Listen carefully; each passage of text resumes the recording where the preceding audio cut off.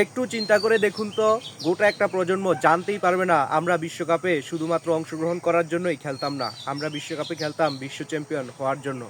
হ্যাঁ, বলছিলাম ইটালি ফুটবলের কথা। গতকাল রাতে বসনিয়া ও এর সাথে 1-1 গোলে সমতার পর 4-1 টাইব্রেকারে পরাজিত হয়ে ইটালির কিন্তু স্বপ্ন শেষ।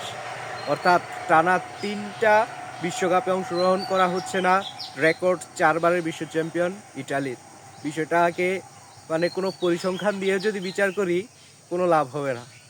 যেই দলটা একটা সময় বিশ্বকাপে অংশগ্রহণ করত শুধুমাত্র বিশ্বকাপে খেলার জন্যই নয়, বরং বিশ্ব চ্যাম্পিয়ন হওয়ার জন্য, সেই দলটা এখন বিশ্বকাপে নাই। প্রায় 12টা বছর হয়ে গেল। বিষয়টা কতটা প্যাথেটিক, ঠিক ততটাই প্যাথেটিক ফুটবল ভক্ত সমর্থনের জন্য। গতকাল রাতের ইটালির সাথে যেই ম্যাচটা হলো, এটাতে গোটা পৃথিবীর মানুষ, কোটি কোটি ভক্ত সমর্থক ইটালিকে চেয়েছিল যেন এই ম্যাচটা জয়লাভ করে ইটালি বিশ্বকাপে অংশগ্রহণ করে। আমরা দেখেছি ইটালি 2006 সালের একেবারে রিসেন্ট ডিকেডেই কিন্তু বিশ্ব চ্যাম্পিয়ন হয়েছে ফ্রান্সকে হারিয়ে। তারপর 2020 সালেও কিন্তু ইটালি ইউএফএ ইউরো চ্যাম্পিয়ন হয়েছিল, কিন্তু 2022 সালেও দুর্ভাগ্য বরণ করে নিতে হয়, তারা বিশ্বকাপে অংশগ্রহণ করতে পারে নাই। 2014 বিশ্বকাপে ইটালি ছিল দুর্দান্ত এক শক্তিশালী টিম, যেখানে তারা স্বপ্ন দেখেছিল বিশ্বকাপ জয়ের। কিন্তু তারপর বিশ্ব চ্যাম্পিয়নদের কি হলো, আর সেই প্রশ্নের উত্তরটা এখনও সবার কাছে গোলকধাঁধাই রয়ে যায়। যেই দলটাতে একটা সময়ে রবার্তো বাজিও, পাওলো মালদিনো, জিওয়ানলুঙ্গি, বুফন খেলতো, সেই দলটা এখন বিশ্বকাপে নেই। একটাবার চিন্তা করে দেখুন তো, ইউএফএ চ্যাম্পিয়ন্স লিগে আমরা এসি মিলান, ইন্টার মিলানের কি দাপট দেখেছি। বিশ্বে যে কটা দামি ক্লাব রয়েছে এবং গ্লোরিয়াস ঐতিহাসিক ক্লাব রয়েছে, তাদের মধ্যে কিন্তু অন্যতম এই এসি মিলান, ইন্টার মিলান। চিন্তা করে দেখুন, এসি মিলানের দেশ ইটালি বিশ্বকাপে নাই, ইন্টার মিলানের দেশ বিশ্বকাপে নাই। চিন্তা করে দেখুন, যেই নাপোলিতে একসময় লিজেন্ড ডিয়েগো ম্যারাডোনা খেলতো, সেই নাপোলির দেশ ইটালি বিশ্বকাপে নাই। টানা 3টা বিশ্বকাপে ইটালিকে মিস করবে বিশ্ব ফুটবল। ব্যাক টু ব্যাক 3টা বিশ্বকাপে ইটালির অংশগ্রহণ না হওয়াটা যতটা না ইটালির জন্য কষ্টদায়ক, ঠিক তার চেয়ে আরও বেশি কষ্টদায়ক হচ্ছে গোটা ফুটবল সমর্থকদের জন্য। গতকাল রাতে বসনিয়ার বিপক্ষে ইটালির মাঠে নামাটা পুরো পৃথিবীর, গোটা বিশ্বের মানুষ ইটালিকে সাপোর্ট দিয়েছে যারা ফুটবলটাকে দেখেন। আর অপরদিকে 4-1 গোল ব্যবধানে ট্রাইব্রেকারে হারিয়ে বসনিয়া তাদের ইতিহাসে আবারও জায়গা করে নিল বিশ্বকাপে। আসলে football sometimes is very cruel and football is happiness. ইটালির জন্য টানা 3টা বিশ্বকাপ মিস হয়ে গেল, ব্যাপারটা আসলে অনেক বেশি প্যাথেটিক। একটাবার চিন্তা করে দেখুন, যেই ইটালি 2006 সালে ফ্রান্সকে হারিয়ে বিশ্ব চ্যাম্পিয়ন হয়েছে, যেই ইটালি খুব সাম্প্রতিক সময়ে 2020 ইউরো চ্যাম্পিয়ন হয়েছে, এত গ্লোরিয়াস একটা দল, রেকর্ড 4 বারের বিশ্ব চ্যাম্পিয়ন আফটার ব্রাজিল, সেই দলটা এখন বিশ্বকাপে নাই। ব্যাক টু ব্যাক 3টা বিশ্বকাপ, প্রায় 12টা বছর ইটালির বিশ্বকাপে অংশগ্রহণ করা হচ্ছে না। আজকের এই মুহূর্তটাকে কি পরিসংখ্যান দিয়ে ফুটবল বিশ্ব বিশ্লেষণ করবে, কি রেকর্ড দিয়ে বিশ্বাস করবে? মানে কোনো পরিসংখ্যান, ট্যাকটিক্স বা কোনো কিছু দিয়ে বিচার বিশ্লেষণ করার মতো নয়।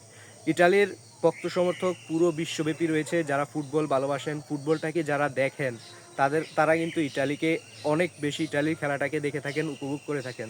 একটাবার চিন্তা করে দেখুন, যেই দলটাতে খেলতো রবার্তো বাজিও, যেই দলটাতে খেলতো লিজেন্ড জিওয়ান্নি বুফন, সেই দলটার বিশ্বকাপ খেলা হচ্ছে না টানা 3বার। ব্যাপারটা খুবই কাকতালীয়। আমরা খুব সাম্প্রতিক সময়ে দেখেছি ইটালি বিশ্বকাপে যেখানে অংশগ্রহণ করেছে, ক্রিকেটে অংশগ্রহণ করেছে, সেখানে তারা জাতীয় সঙ্গীত গাওয়ার সময় কিন্তু অনেক প্লেয়ার ইমোশনাল হয়ে যায়। তাদের ভক্ত সমর্থকদেরকে এটাও বলতে শোনা গিয়েছে যে আমাদের বিশ্বকাপে অংশগ্রহণ করার মতো বড় এখন মঞ্চ হচ্ছে ক্রিকেট। যেই ইটালি ফুটবল দাপিয়ে বেড়ায়, যেখানে সিরিয়ার মতো একটা টুর্নামেন্ট আয়োজন হয়, বিশ্বের অন্যতম সেরা একটা লিগ বলা যায়। আমরা দেখেছি যে ইউসিএলে এসি মিলান, ইন্টার মিলান, তারপর হচ্ছে নাপোলি, এদের দাপট।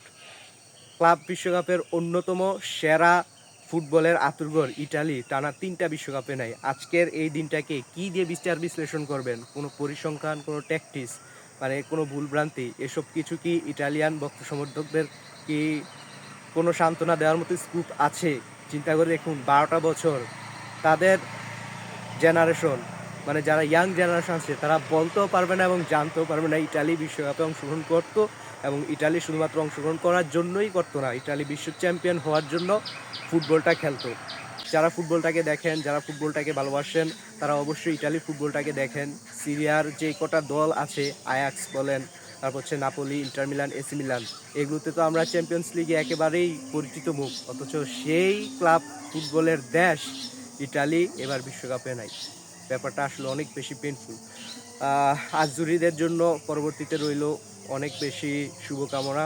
আমি পার্সোনালি ফুটবলটাকে অনেক দিনই দেখি এবং ইটালির ফুটবল সম্পর্কে আমার কম বেশি দেখা হয়, জানা হয়। এরকম একটা পাওয়ার ফুটবল টিম বিশ্বকাপে নাই, এটা আসলে ভাবতেও মেনে নেওয়াটা অনেকটাই pathetic as a football fan. মানে শুধু আমার না, যারা ফুটবলটাকে দেখেন, আর বিশেষ করে ইটালির ভক্ত সমর্থক শুধুমাত্র ইটালিতেই যে আছে তেমনও না, বাংলাদেশেরও কিন্তু লম্বা একটা fan base. Brazil, Argentina, Portugal, জার্মানির পরেও কিন্তু ইটালির লম্বা একটা ফ্যান বেস কিন্তু পুরো বিশ্বে ছড়িয়ে আছে এবং লক্ষ লক্ষ ভাই ব্রাদার্স আছেন ইটালিতে যারা থাকেন। তাদের দেশ মানে কর্মস্থল বলেন বা যাই হোক, প্রিয় একটা দেশ থাকে না আপনার বাংলাদেশ, সেই দেশটা এবার বিশ্বকাপে নাই।